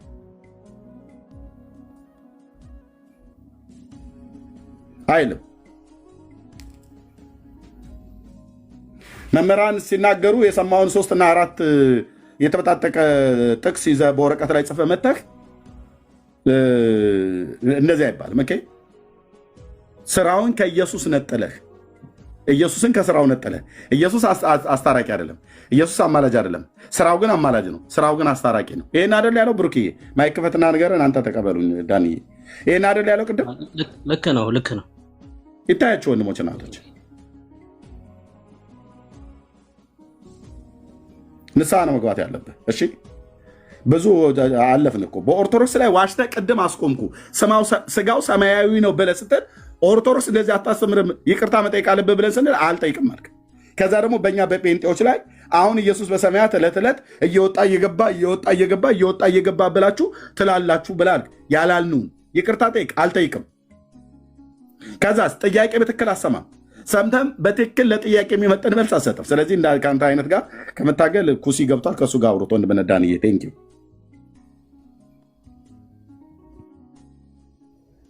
እሺ ወንድምነት ጸጋ ይብዛል።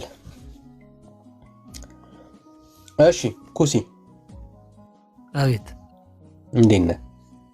እግዚአብሔር ይመስገን። እንዴት ናችሁ? እግዚአብሔር ይመስገን በጣም ደህና ነን። ኦርቶዶክስ ያልሆንበትን ምክንያት እያወራን ነውና መልስ ይኖር ይሆን? እስቲ ርዕሱ የእናንተ ታይትል ስለሆነ እስቲ ያልሆናችሁበትን ልስማ። እኮ ያልሆንበት ርዕስ አለን እና ጉዳዮች አሉን እና ለእነኛ ጉዳዮች ኦርቶዶክስ እንድንሆን መልስ አለ። ልስማ እኮ። እሺ አንደኛ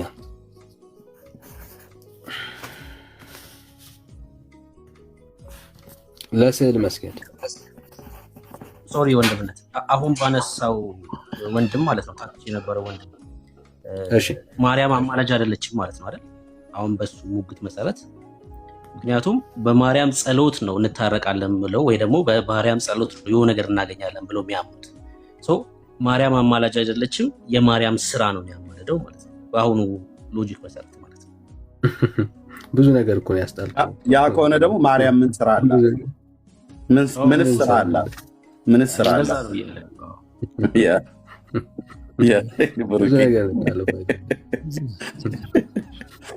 ቀላል የሚመስል ንግግር ነው የተናገረው፣ ግን ብዙ ነገር የሚያፈራርስባቸው።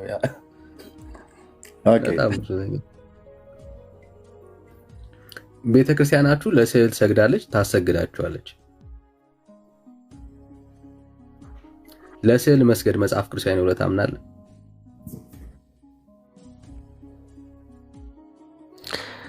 በዚህ ርዕስ ላይ አሁን ብዙ መረጃ የለኝም።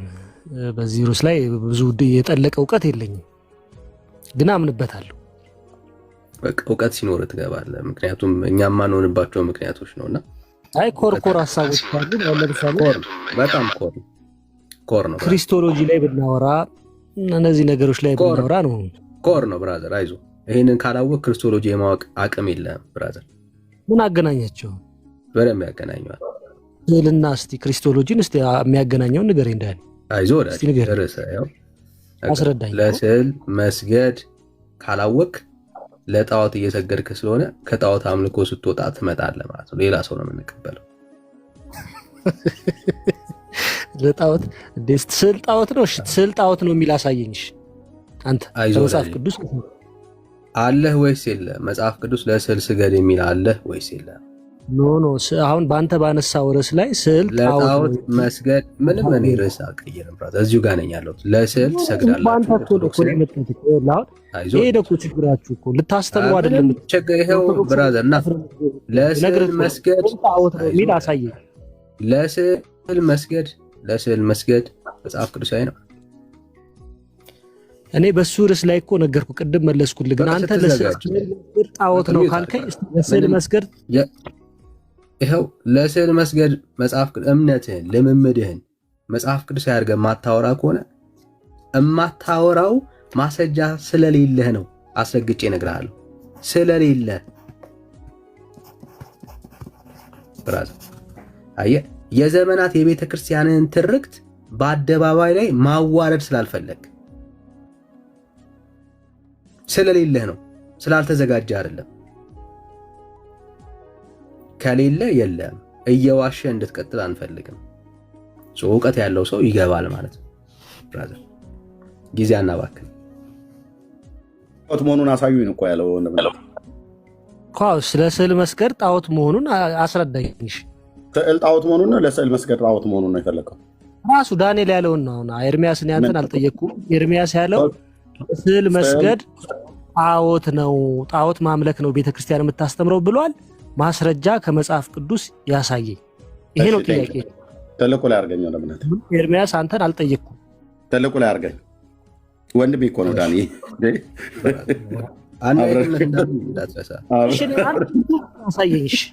አብረን ነው እናገለግለው። እሺ ቴንኪው።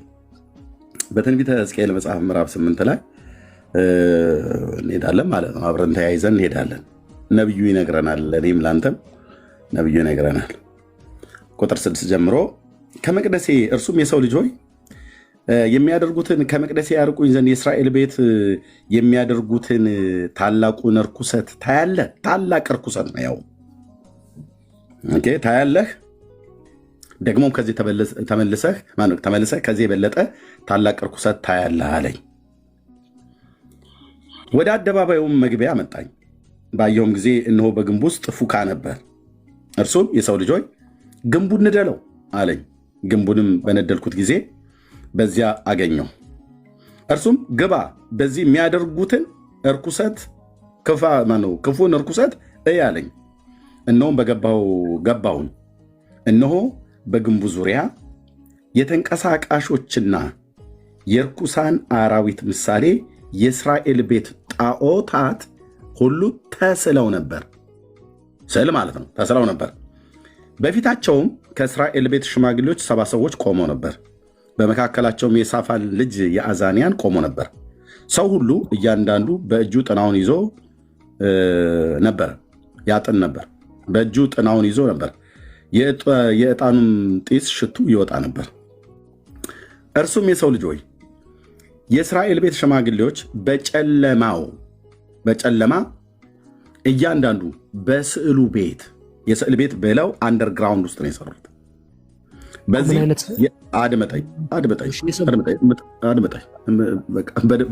በደንብ ነው መስማት ያለበት። አንደኛ የተንቀሳቃሽ አራዊት የርኩሳን ምሳሌ ነበር። ሁለተኛ የአሦራውያንን መልክ ሁሉ ተከተለ፣ የወንዶቹን ማለት ነው። ልክ እንደተቀለቡ ፈረሶች ያማሩ መልኮቻቸውን ሁሉ ተከተላ ታመነዝርባቸው ነበር። ቀጥዬ በሌላ ጥቅስ ላይ ያሳያለሁ። በስዕሉ ቤት የሚያደርጉትን አይተሃል። እነርሱም እግዚአብሔር አያይም፣ እግዚአብሔር ምድሪቱን ትቷታል ይላሉ አለኝ። እርሱም ደግሞ ተመልሰ ከዚህ የበለጠውን የሚያደርጉትን ታላቅ ርኩሰት ታያለህ አለኝ። ወደ ሰሜንም ወደሚመለከተው ወደ እግዚአብሔር ቤት በር መግቢያ አመጣኝ። እነሆ ሴቶች ለተሙዝ እያለቀሱ በዚያ ተቀምጠው ነበረ። ተሙዝ ማን ነው? የምን አማልክት ነው? ምን መገለጫ አለው? የእስራኤል ሴቶች ናቸው የሚያለቅሱለት። ምኑን እያዩ ነው የሚያለቅሱት? ለተሙዝ እዛ ያለቅሱ ነበር ይላል። ተሙዝ መንፈስ ነው እንዴ? አይደለም። ተሙዝን አታውቀውም አንተ፣ አታውቀውም። ልንገርህ፣ የባቢሎናውያን የግብርና አማልክት ነው። ልምላሜን ያመጣል ተብሎ የሚባል ጣዖት ነው። የት ነበር ያለው? በስዕሉ ቤት እዛው በኢየሩሳሌም ባለው መቅደስ ውስጥ አቁመውት ነበረ። በሰሜኑ በር በኩል ማለት ነው። ታላቁ ርኩሰት ምን ነበረ? ስዕል ማለት ነው። በስዕሉ ቤት የስዕል ቤት ብለው ሰርተው የተንቀሳቃሽ አራዊትም እንደዚሁም ደግሞ ተሙዝ የሚባልም ጣዖትን ሁሉ ጭምር ያመልኩት ነበረ። እርሱም የሰው ልጅ ሆይ ይህንን አይተሃልን? ደግሞ ተመልሰ ከዚህ የበለጠ ርኩሰት ታያለህ አለኝ ይላል። ስዕል ጣዖት ነው? አዎ። የተንቀሳቃሽ አራዊት በላይ በሰማይ በታች በምድር በሴት በወንድ መልክ የተሰራውን ምስል የማናቸው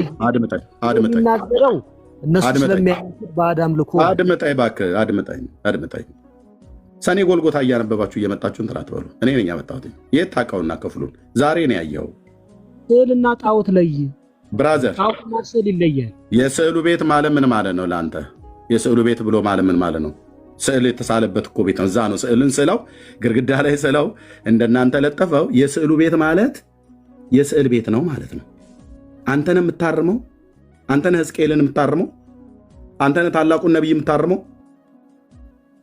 በስዕሉ ቤት ያስባለው ምንድን ነው? ስዕልን በዛ ስዕል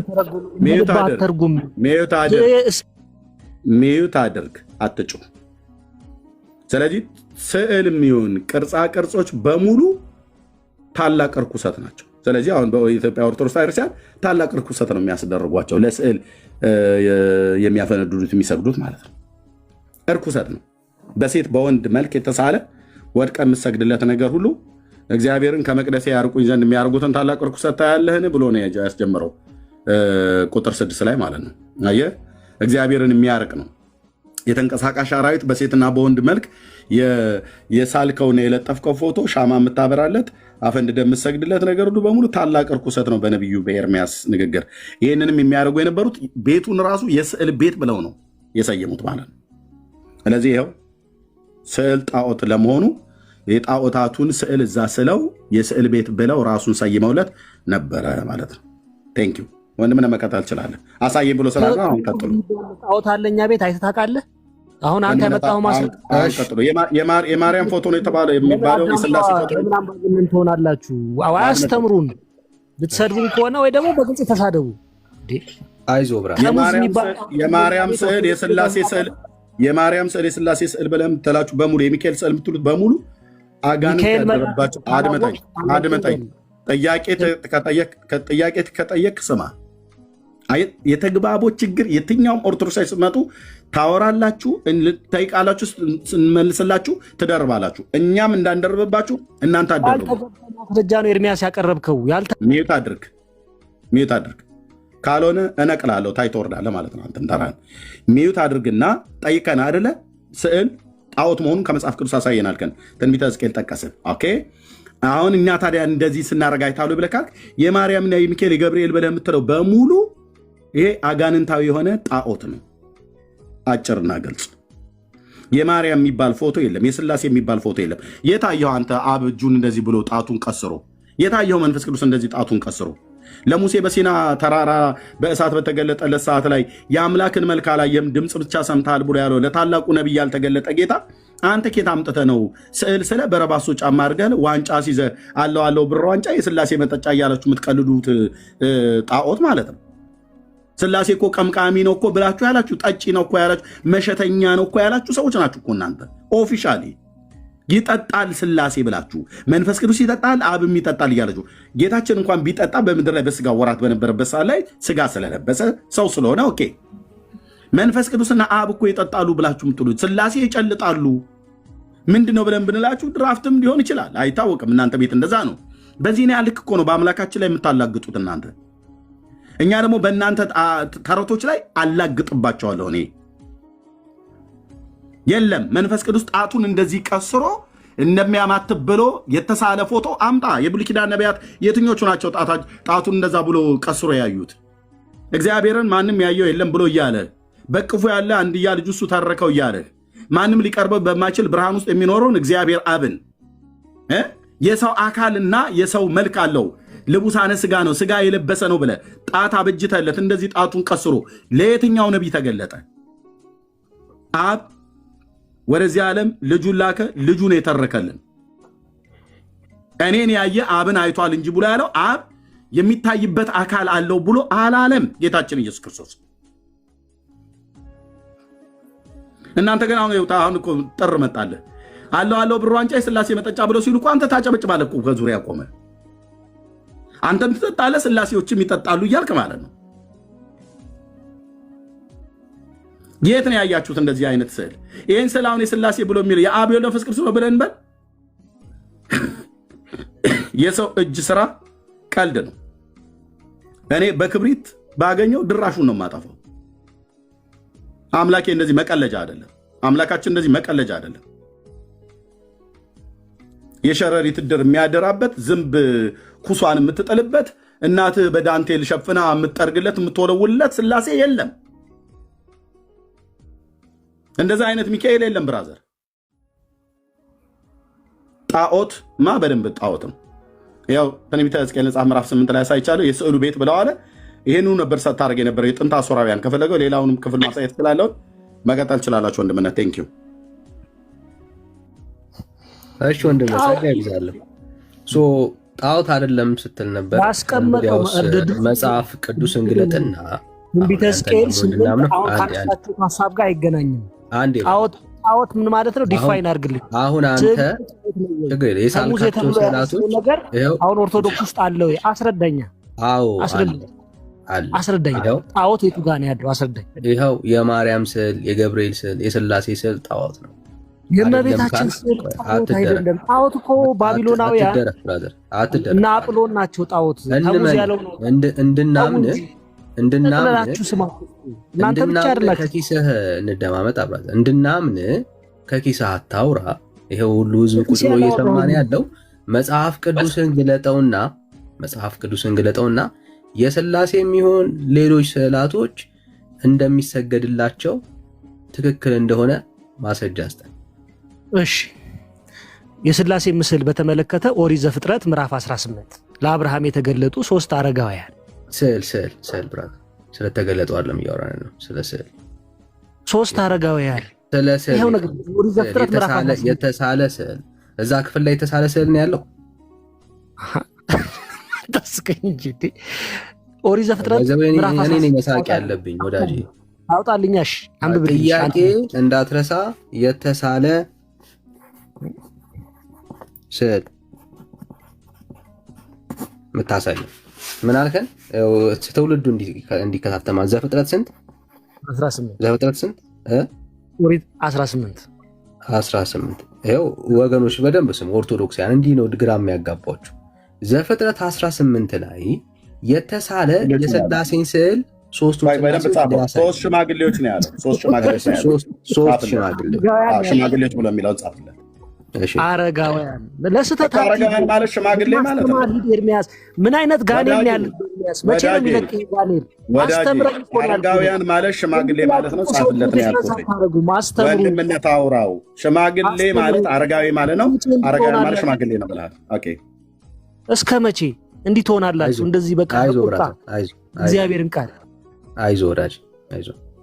አረጋውያን ይነበብላችሁ እናንተ ትቀጥላላችሁ። አዎ ወንድምነት። አዎ 3 ሽማግሌዎች አረጋውያን ሊያሳየን። ኦኬ በቀትርም ጊዜ እርሱ በድንኳኑ ደጃፍ ተቀምጦ ሳለ እግዚአብሔር በመምሪያ አድባር ዛፍ ተገለጠለት። ዓይኑንም አነሳና 3 አረጋውያን ሽማግሌዎች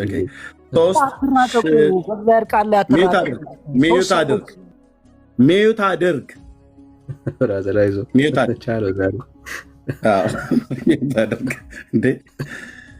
ዓይኑን አነሳና 3 ሽማግሌዎች ኬት አባታችን እናምጣው? 3 አረጋውያን ኬት አባታችን እናምጣው? ለምደዋል። አየህ፣ ይህንን የማንንም የቋንቋ ሽማግሌ የአረብ ሽማግሌ የሚያመልክ ትውልድ ሁሉ በቃ ሽማግሌዎች አረጋውያን ይላል። ከየት ነው ያመጣው አረጋውያን ሽማግሌ ብሎ የሚል? ዓይኑንም አነሳ፣ እነሆ እነዚህ 3 ሰዎች በፊቱ ቆመው አየ። ባያቸውም ጊዜ ሊቀበላቸው በድንኳን ደጃፍ ተነስቶ ሮጠ፣ ወደ ምድርም ሰገደ ይላል። የት አለ ሽማግሌ አረጋውያን? ሰው ሲባል በቃ አረጋዊና ሽማግሌ ነው የሚታያችሁ አይደል እናንተ? በአረብ ሀገር ሽማግሌ አምልኮ በአረብ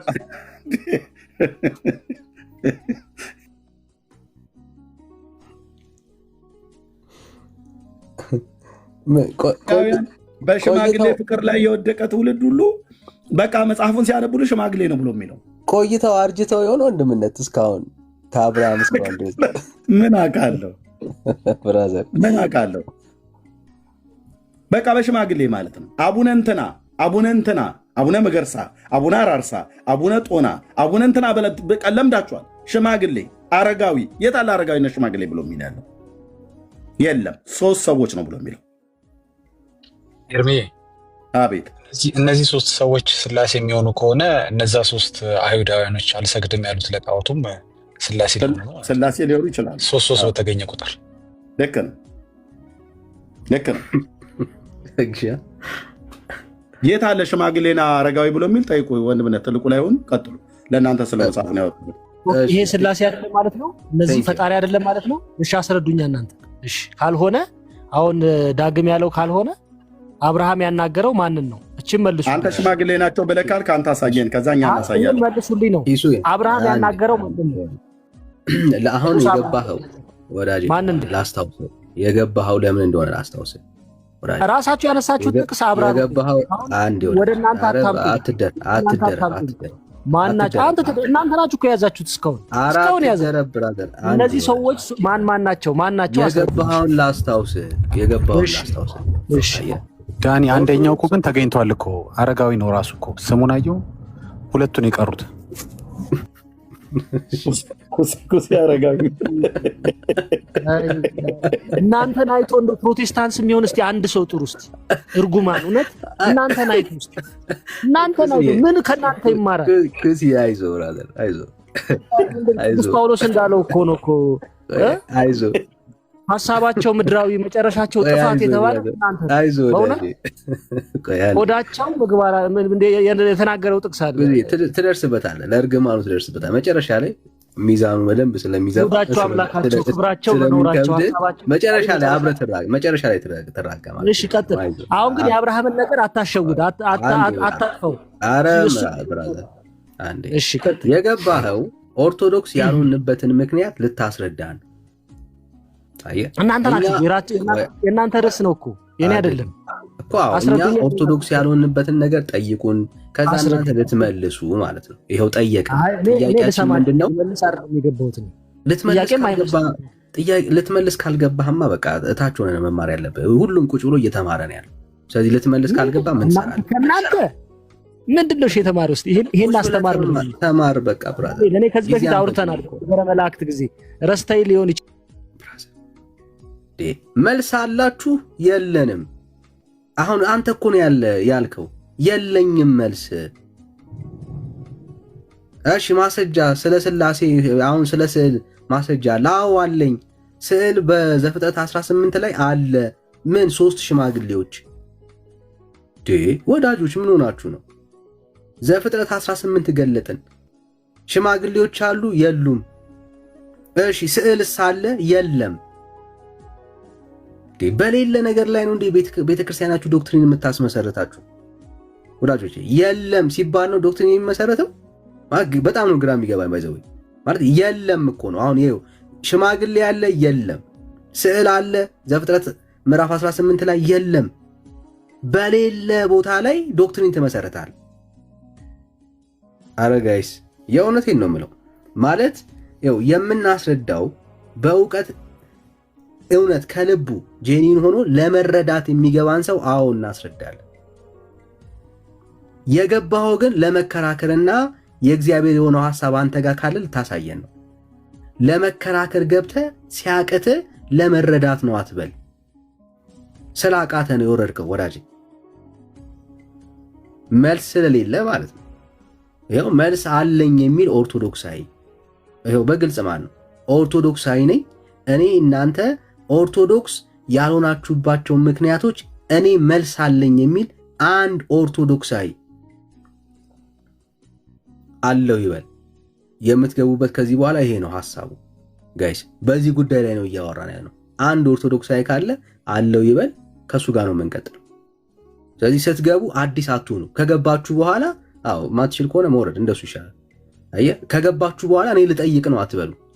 ይሄው ጠይቁን ብለናል። እንጠይቃችሁ ማለት እኛን ትጠይቁናላችሁ ኦርቶዶክስ ያልሆንበትን ምክንያት፣ ከዛ ታስረዱናላችሁ ኦርቶዶክስ እንድንሆን ማለት ነው።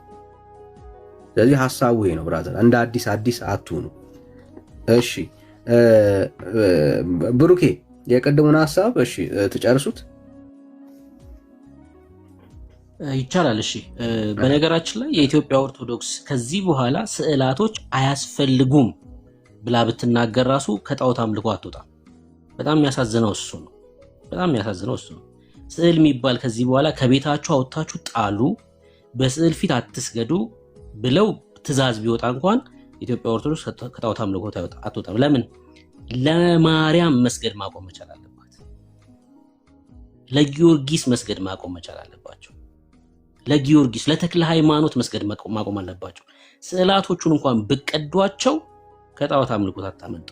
ምክንያቱስ ለማርያም የምሰግደው በመንፈስ ነው ወዳጅ፣ በመንፈስ ነው የምሰግደው። ለጊዮርጊስ በመንፈስ ነው የምሰግደው። አንድ ከእግዚአብሔር ቃል ላይ በመንፈስ የሰገደ አታመጣም ከእግዚአብሔር ቃል ላይ። የእናንተ እኮ በጣም እኮ የተለየ እኮ ነው። በእውነት ነው የምላችሁ የተለየ ነው። ስዕሉን እንኳን ብንተው የምታደርጉት ልምምድ በራሱ ጣዖት አምልኮ ነው። በቃ አለቀ። ለማርያም ከሰገድክ አሁን በዚህ ሰዓት አንድ ሰው ለማርያም ሰግዳለሁ ካለ ስግደቱን የምትሰግደው በመንፈስ ነው፣ የምትቀበልህም ስግደቱን በመንፈስ ነው እያልከኝ ያለው አለቀ። በቃ ጣዖት አምልኮ ነው። በመንፈስ የሚሰገደው ለእግዚአብሔር ነው። መንፈስ ለሆነው አምላክ ነው እንዴ ወዳጅ፣ አያመልጡም። በቃ ስዕሉን እንኳን እንደው በዛም ጭምር እንኳን ብናወራቸው ከእግዚአብሔር ቃል ላይ ማስረጃ የላቸው። ለዚህ ነው ነው እኛ በጣም ራሳችንን ስለምንወድ ነው። እኔ መሞት ስለማልፈልግ ኦርቶዶክስ ማለት ነው። እሺ ፒት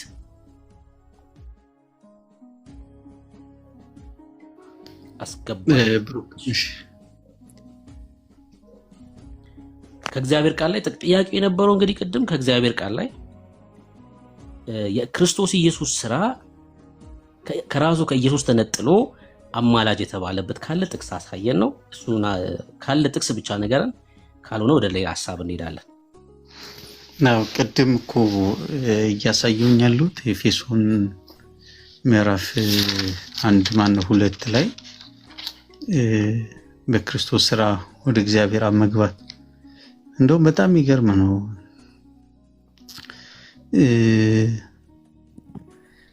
ምዕራፍ 1 ላይ በአንድ መንፈስ ወደ መግባት አለ። ምዕራፍ 1 ላይ ቅድም 2 ላይ ነው ያለው። ምዕራፍ 1:5 ላይ በኢየሱስ ክርስቶስ ስራ ለእርሱ ልጆች ልንሆን አስቀድሞ ወሰነን። በውድድ ጥያቄያችን ይኸውልህ አንዴ ጥያቄያችንን ካላገኘኸው የምትመልሰው መልስ ጥያቄውን አይደለም፣ ለጥያቄው መልስ አይደለም። በክርስቶስ ስራ የሚል አይደለም እኮ በክርስቶስ ይኸውልህ ክርስቶስና ስራው አንድ ላይ ለምሳሌ ሮሜ መጽሐፍ ምዕራፍ 5:9 ላይ እና ሮሜ 5:10 ላይ በእግዚአብሔር ልጅ በልጁ ደም እንደታረቀ ይናገራል። አሁን በልጁ ደም ከታረቀን ብሎ ሲናገር ልጁ የተባለው ኢየሱስ ነው። ሰው በልጁ ደሙ የማን ነው? የራሱ የኢየሱስ ነው። ሰው ልጁ ተጠቅሶ ደሙ የልጁ ደም ደግሞ ሊጠቀስ ይችላል። በእርሱ ስራ ሲልም በኢየሱስ ስራ እያለ ነው ያለው። አይነጥለውም መጽሐፉ። አንተ ነጥለ ስለሆነ ያስቀመጥከው ልክ አንተ እንደተናገርከው ስራውን ከኢየሱስ ነጥሎ ስራው ብቻ ያማልዳል የተባለበት ጥቅስ ካለ ስጠን ነው። ሰው ሁለቱ አንድ ላይማ ይመጣል እኮ በቃ የእግዚአብሔር ቃል ላይ እንደዛ ነው የሚናገር። አዎ ማለት እኔም ልል የፈለኩት ነገር መሰለ ብሩኬ እያልኩ ያለሁት የኢየሱስ ክርስቶስንና የኢየሱስ ክርስቶስ ስራን መለጠል ሳይሆን ግን ያ አንድ የሰራውን ስራ አሁን አይደግመውም ነው። ስለዚህ ያኔ በሳልቆ አይ ኖ አላላችሁም እኮ ግን እንትኑ ሐሳቡ ያንን ኮንክሉዥኔ ወደዚያ ወስደኛለሁ። አይ አላልክም አንተማ። የኢየሱስ ስራ አማላጅ ነው፣ ኢየሱስ ግን አማላጅ አይደለም ካልክ ሁለቱን ነጥለሃል ማለት ነው። ኢየሱስን አማላጅ አይደለም አልከ። የኢየሱስ ስራ ኦሬዲ ነጥለዋል። ስራውን ከኢየሱስ ነጥለዋል። ለምሳሌ አንድ ነገር ልንገር እሺ፣ ግልጽ በሆነ አማርኛ ለምሳሌ አንተ አንድ ቤት ሰራ። አሁን አንተ የሰራው ቤት ውስጥ እንደዚህ እናድርግ አንዴ ቆይ እኔ ጥቅስ ልስጥ ዳንኤል ዕብራውያን 7:23 እኔ ጥቅስ ልስጥ ዕብራውያን 7:23 አይደል?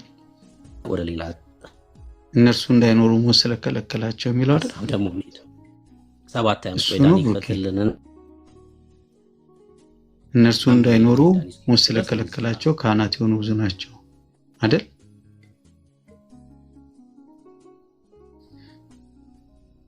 እኔ 7:25 ነው ያልኩህ፣ አንተ 7:23 ነው እያነበብክ ያለው። እሺ ችግር የለም።